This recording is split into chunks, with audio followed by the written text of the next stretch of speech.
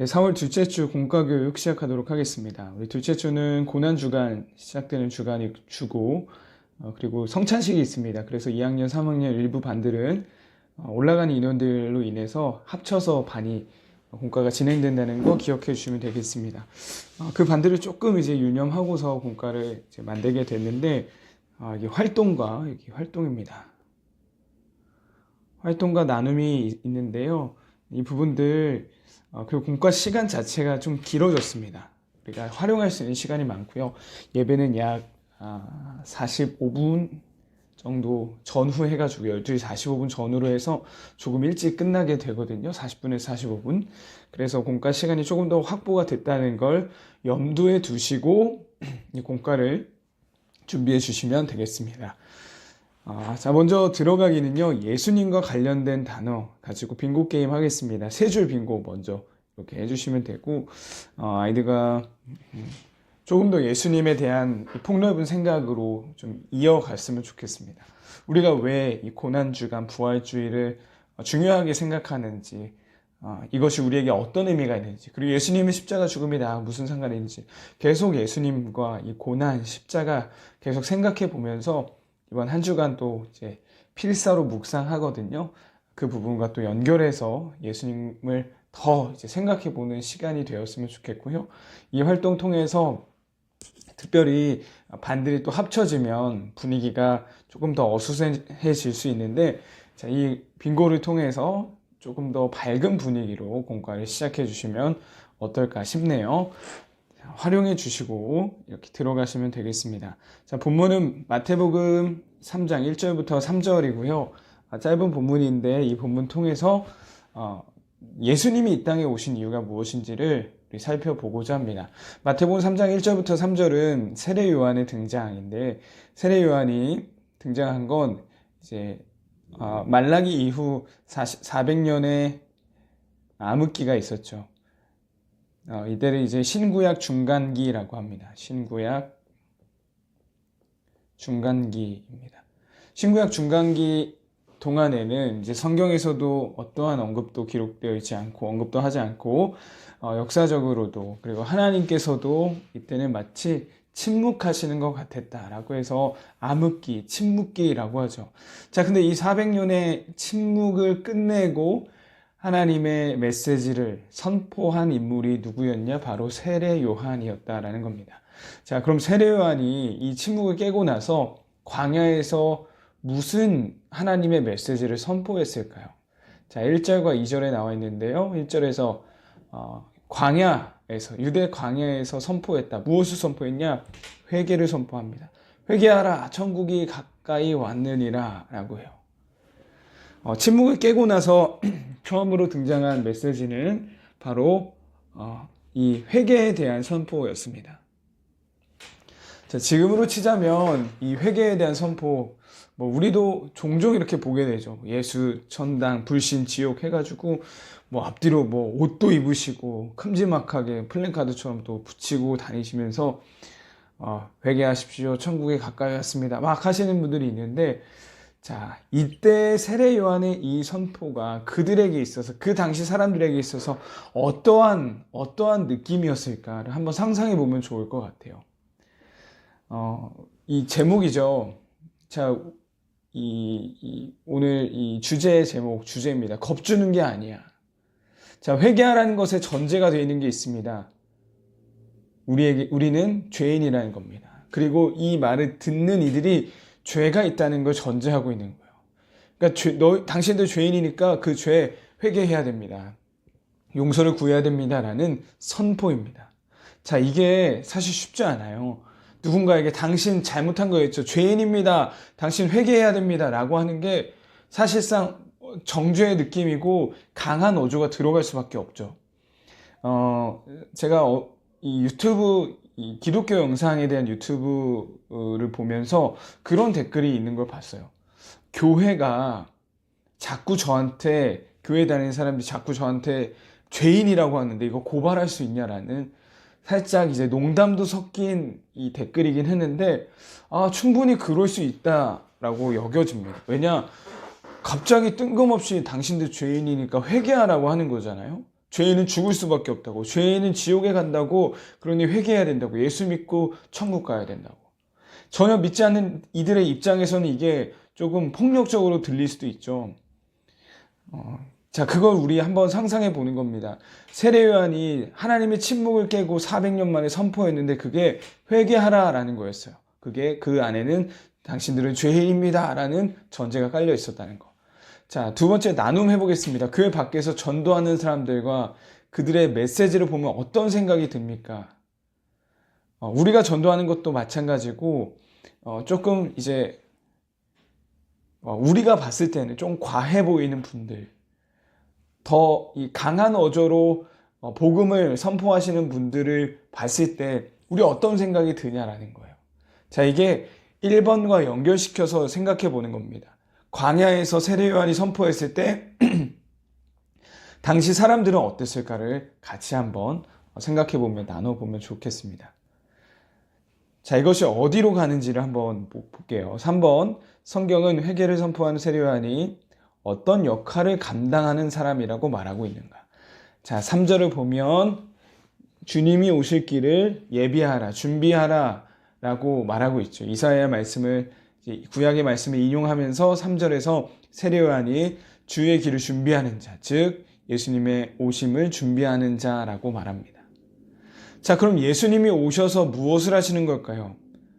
자, 예수님께서도 누가복음 5장 32절 세리였던 마태를 부르시면서 이런 말씀을 하셨습니다. 자, 예수님이 오셔서 자, 누가복음 5장 32절 뭐라고 말씀하셨냐면요. 내가 의인을 부르러 온 것이 아니요 죄인을 불러 회개시키러 왔노라 라고 해요. 예수님이 이 땅에 오신 이유, 그 목적이 뭐라 그러죠? 회개입니다. 예수님이 오신 이유는 회개시키러 오셨다라고 합니다. 자, 그럼 회개는 뭐예요? 우리가 알고 있는 회개, 내가 잘못한 것을 인정하는 행위인 거거든요. 그 행위를 시키러 오셨다라는 예수님의 이 땅에 오신 목적이 되는 거죠. 자, 그렇다면 한번 이 회개에 대해서 생각해 보겠습니다. 자, 우리는 회개라는 걸 생각할 때 하나님 죄송합니다, 하나님 용서해 주세요 말하는 것만으로 회개한다라는 이 등식이 있죠. 하나님께 죄송하다고 고백하는 것, 나의 죄를 고백하는 게 회개다라고 생각합니다. 자, 근데요, 자, 여기에 가장 필요한 게 있습니다. 우리가 회개하려면 필요한 거, 회개를 위해 필요한 게 있는데 그게 바로 예수 그리스도의 속죄입니다. 예수님의 속죄 없이 회개는 있을 수 없어요. 제가 이 설교 시간에도 예를 들려고 하는 건 이건데요. 이런 거예요. 너무 더운 여름에 카페를 갔어요. 아이스 아메리카노 한 잔 주세요. 근데 알바생이 아주 뜨거운 아메리카노를 주는 겁니다. 자, 저 아이스로 시켰는데 하겠죠. 근데 알바생이 깜짝 놀라면서 말하는 거예요. 정말 죄송해요. 손님, 제가 너무 잘못했어요. 실수했네요. 막 자기의 잘못을 인정하면서 계속 잘못했어요. 죄송합니다. 반복해요. 근데 그리고 만약 그냥 가버리면요. 자, 이 대화 안에 잘못된 게 하나 있죠. 이 알바생이 사과한 게 유효하기 위해서 필요한 게 있는데요. 뭐냐면 진짜 이것이 유효하려면 다시 아이스 아메리카노를 가지고 와야죠. 자, 무슨 말이냐면요. 잘못한 것에 대한 대가, 그것에 대한 보상이 있을 때에 사과한 게 받아들여지는 겁니다. 잘못을 인정한다고 해서 죄송하다라는 그 표현이 유효해지는 게 아니라는 거죠. 잘못한 것에 대한 합당한 조치가 있어야 한다. 자, 회개도 마찬가지입니다. 우리가 하나님 죄송해요. 잘못했습니다. 하나님 전 죄인입니다. 고백한다고 해서 그게 회개가 될 수 없는 겁니다. 그럼 이 회개에서 가장 필요한 거, 그 잘못을 인정하는 것에 대한 합당한 조치겠죠. 그 죄의 값이겠죠. 그 죄의 값을 치러야 그게 회개라는 이 회개가 회개될 수 있는 거예요. 자, 그러면 우리의 존재가 어떤 존재예요? 예수 그리스도의 속죄 없는 회개는 사실상 회개가 아닌 겁니다. 그래서 우리는 원래는 어떤 존재였냐면 회개조차도 할 수 없는 존재예요. 죄송하다고 말할 자격이 없는 존재입니다. 왜냐? 죄에 대한 처벌을 받지 않았거든요. 죄의 값은 사망이라고 했는데요. 죄에 대한 값을 치르지 않았기 때문에 회개가 그냥 마치 죄송해요, 잘못했습니다 하고서 그냥 가버리는 알바생처럼 아무런 효력이 없는 겁니다. 죄에 대한 대가를 치러야만이 죄송합니다, 제가 실수했습니다, 용서해 주세요 라는 그 말이, 이 회개가, 사과가 유효해진다라는 겁니다. 자, 그래서 우리에게 이 회개를 시키러 오신 분이 계십니다. 예수님이신 거예요.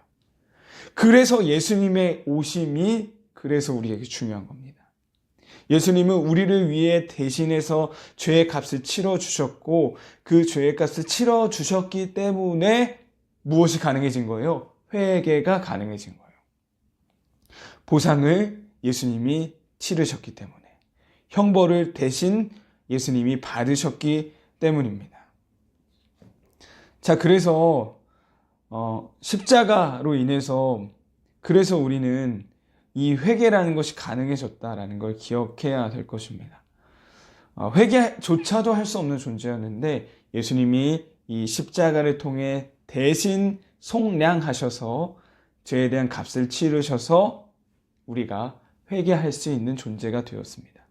죄인을 불러서 회개시키러 오신 예수님의 그 목적이 그렇게 이루어지는 거예요. 회개시키러 오셨다라는 이 말씀이 다시금 우리에게 다가올 수 있는 이유가 바로 이것인데요. 그것을 위해 회개할 수 있는 자로 우리를 만들어 주시기 위해 십자가 지러 오셨다라는 거예요. 회개란 나의 죄를 용서해 달라는 고백이지만 그 이전에 십자가의 구원을 고백하는 게 바로 진정한 회개인 것입니다. 자, 주일은 어떤 날이냐면요, 이 고난 주간으로 했을 때 예수님이 십자가 지시기 위해 나귀를 타고 예루살렘에 입성하신 날입니다. 자, 그래서 주일에 입성하셨고, 자, 예루살렘 입성하셨고요. 자, 우리 일주일간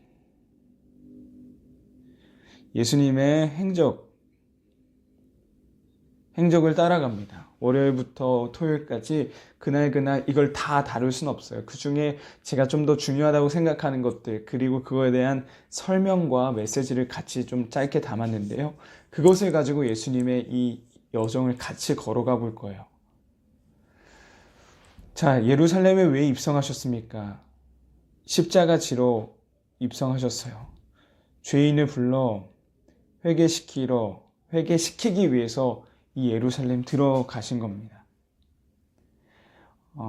내 죄를 용서해 주신 예수님을 만난 자는 그래서 회개할 수 있는 거예요. 이건 예수님 만난 자의 지극히 당연한 반응이 되는 겁니다. 자, 그래서 우리가 이제 마무리하면서 다짐하기 할 거는 우리 한 주간의 이 성경 필사에 대해서 성경 필사를 같이 나누도록 하겠습니다. 이 내용도 같이 이 카톡방에 공유해 드릴게요. 첫 페이지를 보면, 자, 혹시 보이실까요? 제가 보여드릴 건데, 제 거를 좀 더 키울게요. 자, 이렇게 첫 페이지에 이 필사에 대한 규칙 같은 게 있습니다. 첫 번째, 기도로 시작하세요 라고 하고, 두 번째, 본문을 읽고 필사하세요. 세 번째, 묵상한 내용을 정리해 보세요. 네 번째, 말씀을 생각하며 기도하세요 인데요. 이것이 그냥 어떤 숙제가 아니라 진짜 나를 회개할